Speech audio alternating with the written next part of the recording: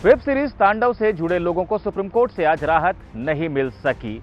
Court ने धार्मिक भावनाओं को आहत करने के मामले में दर्ज हुए एफआईआर में गिरफ्तारी पर रोक लगाने से मना कर दिया। हालांकि देश के अलग अलग हिस्सों में दर्ज एफआईआर को एक साथ जोड़े जाने की मांग पर कोर्ट ने नोटिस जरूर जारी किया है। कायदा कानून का यह वीडियो इसी पर।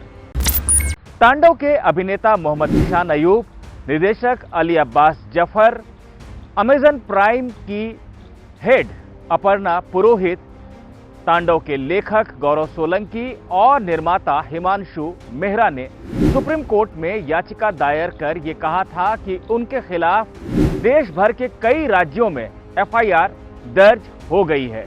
सुप्रीम कोर्ट इन एफआईआर को रद्द कर दे, क्योंकि उन्होंने सीरीज में दिखाई गई आपत्तिजनक बात के लिए न सिर्फ माफी मांगी है बल्कि उन्हें हटा भी लिया है।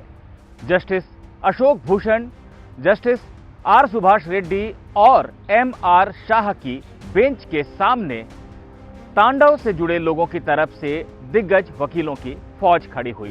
फली नरीमन, मुकुल रोहतगी, सिद्धार्थ लूथरा जैसे वकीलों ने दलीलें रखी। इन वकीलों ने कहा कि मामला अभिव्यक्ति की स्वतंत्रता के मौलिक अधिकार से जुड़ा है, जो कि संविधान का अनुच्छेद 19(1)(a) है।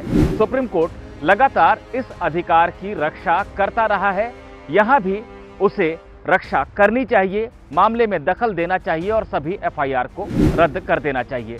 लेकिन कोर्ट इससे पूरी तरह से सहमत नजर नहीं आया।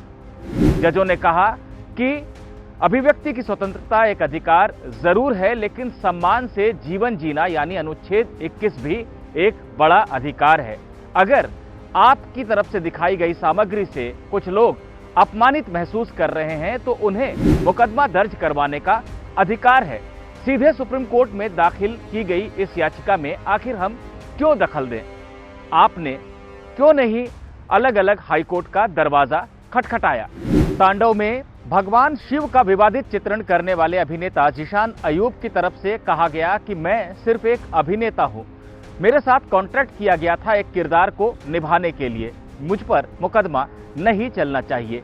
लेकिन बेंच के सदस्य जस्टिस एमआर शाह ने कहा कि आप अभिनेता हैं, इसका मतलब ये नहीं कि आपको कोई भी किरदार निभाने की छूट है। आपका किरदार ऐसा नहीं होना चाहिए जिससे दूसरे लोगों की धार्मिक भावनाएं आहत होती हों।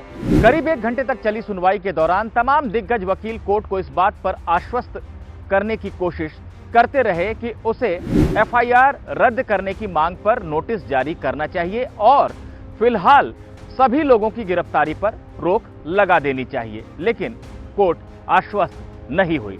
जजों ने कहा, हम सिर्फ इस मांग पर नोटिस जारी कर सकते हैं कि देश भर में दर्ज एफआईआर को एक साथ जोड़ दिया जाए। इसके बाद वरिष्ठ वकील मुकुल रोहतगी ने कोर्ट से कहा कि लेकिन इससे कोई लाभ नहीं होगा, सभी लोगों पर गिरफ्तारी की तलवार लटक रही है, कम से कम उन्हें गिरफ्तारी से राहत तो देनी ही चाहिए। लेकिन कोर्ट ने कहा कि आपको इस राहत के लिए हाईकोर्ट का दरवाजा खटखटाना चाहिए। सभी राज्यों में जहां पर एफआईआर दर्ज हुई है वहां आप हाईकोर्ट में जा सकते हैं। हमारे पास जो मामला आया है वो अग्रिम जमानत की याचिका नहीं है, हम ऐसा कोई आदेश नहीं देने जा रहे हैं।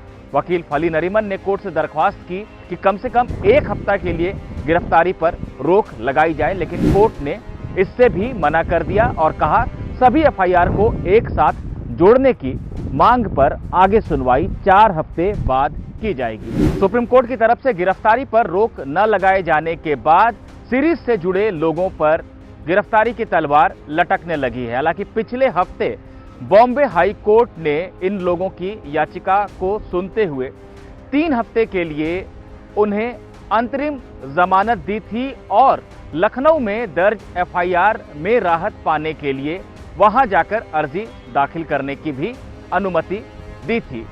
फिर भी अब सीरीज से जुड़े लोगों की राह मुश्किल हो गई है, क्योंकि उन्हें 6 से ज्यादा राज्यों में जाकर अपनी गिरफ्तारी पर रोक के लिए अर्जी देनी होगी और वहां से अपने पक्ष में आने वाला आदेश लेना होगा।